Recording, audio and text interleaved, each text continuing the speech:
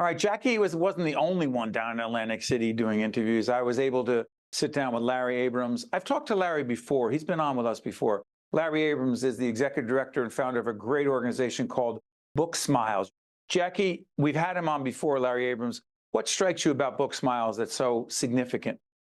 Yeah, Larry is actually a past Raspberry Making a Difference Award winner. That's how we first got connected with him That's right. with our partners over there at the Raspberry Foundation.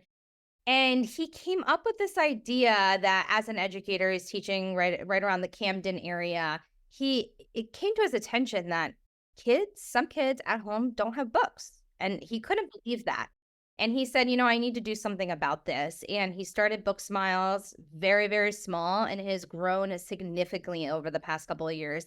Now they've donated and distributed over 2.5 million books in and around Whoa, mine Jersey. says is it I mean, sorry, 2.5? 1.5. I lied. I thought they 1.5. I thought they moved another million books in the last few No, days. but you know what? I think we're going to get to 2.5 not too far away from now because he is so passionate. Really? He's driving this. He retired from teaching and this is his full-time job now. He's driving this initiative. He has a team behind him now in the communities working to get those books out there and get books donated to them that they can distribute to the kids in and around New Jersey.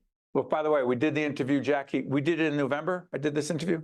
Yeah, maybe they're at 2.5. Yeah, we're taping this at the end of January. They may be at 2.5 billion.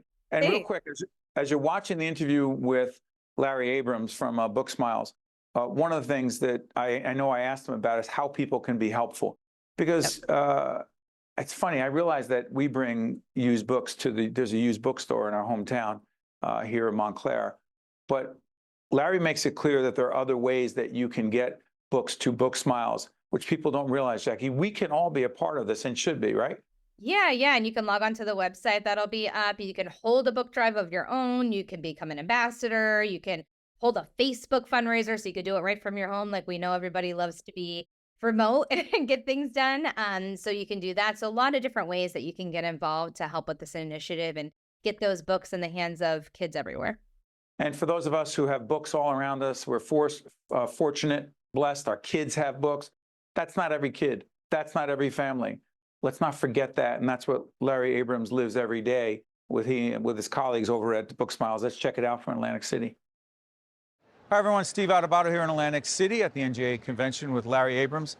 Larry, good to see you again. It is great to be back, Steve.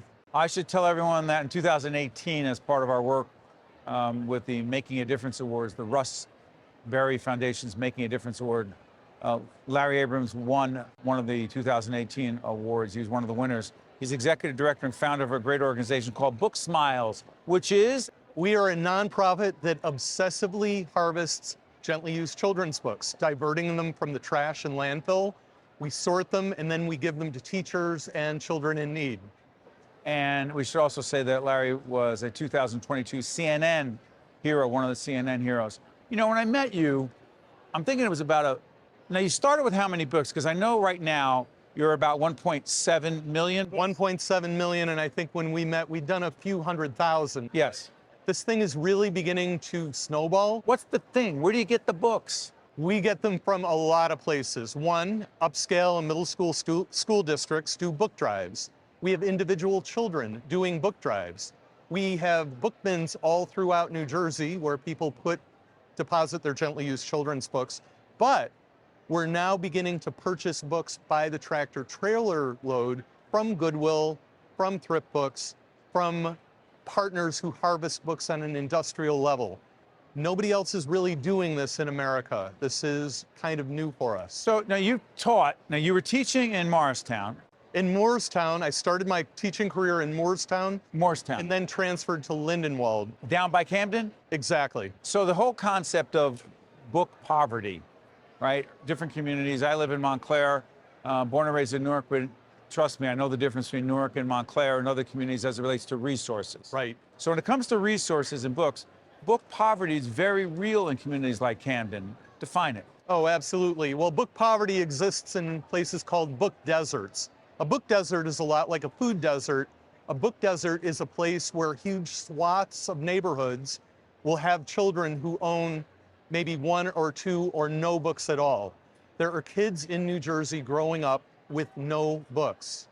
And what we do is we are ending that by making sure that kids have books in their hands and homes. How do you get to them? We use teachers. I'm able to speak teacherese because I'm a recently retired teacher. Right. So we have hundreds of teachers visiting the book bank every quarter.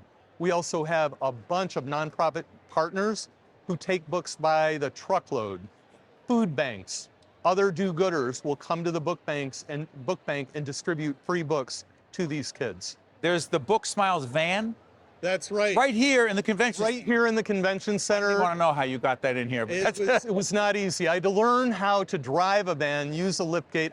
I'm a teacher, but I learned all this stuff on YouTube, how to drive a box truck and use... What's going on in that van? What's going on in the van is we use it for two reasons. One, to go to affluent upscale school districts, and we pick up books by the thousands, beautiful books, which we then take back to the book bank, sort them, and from there we distribute them. We, for example, we're just up in Newark, so inversely we'll use the book truck to deliver thousands of books to places that really need them, places that can distribute books, and they're free. They're free. Let's make sure as the website goes up again, if you have books to donate and they're just sitting around, because there's book wealth. Trust me, in our home with our daughter, who is still in grade school, there are a lot of books. And a lot of those books are not being read these days because she's 13 now. The point I'm making is we're not alone. There are a lot of people out there. People need to connect with BookSmiles to give to others. What is the impact for those young people who live in book deserts and disproportionately urban communities, but others as well? What's the impact on them in terms of their learning, their development, and their future? I'll give you a real anecdote, Steve, as somebody who taught in an underserved district for a long time. My ninth graders, most of them read at a 4th and 5th grade reading level, and they were in 9th grade. And I asked them why. Were you read to when you were young? Did you own books when you were young?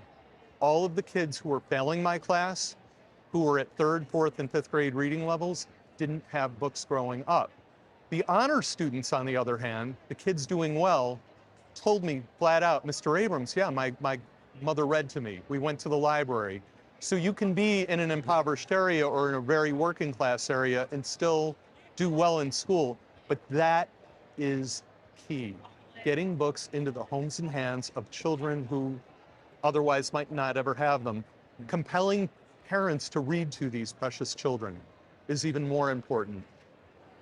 By the way, I'm sorry for interrupting. I'm looking at the logo. Under BookSmiles, it's got on your logo on your shirt, it's read it, love it, donate it. That's right. Read it.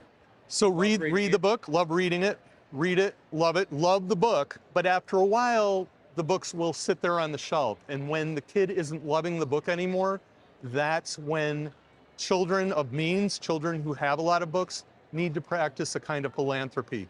And it's looking out and making sure that kids who may not have the books that they have receive them. So hold on a second. Someone right now, they go on the website, they've got books that are sitting on the shelf. How again do they donate them? Well, they go and they take a look at our collection stations. Most of our collection stations are in South Jersey, but we do now have collection stations in Short Hills. We are all the way up in Norwood, across from Yonkers. So we have a number of other communities. The website has that information. Absolutely. And if anyone wants to collect books en masse in their garage, I will empower them to create their own book collection station right in their garage, and we will clear them out with our book truck. Larry Abrams, Executive Director and founder of a great organization called BookSmiles. Steve, it has been such a pleasure, and that's who we are, yes. Yeah, you're making a difference. Thank you, my friend. I really appreciate your time. We appreciate you. Yep. Well done. One-on-One with Steve Adubato is a production of the Caucus Educational Corporation, celebrating 30 years in public broadcasting. Funding has been provided by the New Jersey Education Association, the Russell Berry Foundation, NJ Best, New Jersey's 529 College Savings Plan, Holy Name, Seton Hall University, Wells Fargo, New Jersey Sharing Network, PSEG Foundation, and by NJM Insurance Group. Promotional support provided by NorthJersey.com and Local IQ. And by bestofnj.com. Great drive fuels the leaders of tomorrow and today. Great vision paves the way for a brighter future. Great ambition goes places, moving onward and upward. Great empathy finds strength in kindness and in each other, working together to create something bigger than they ever imagined. Great minds can change the world, and great minds start at Seton Hall.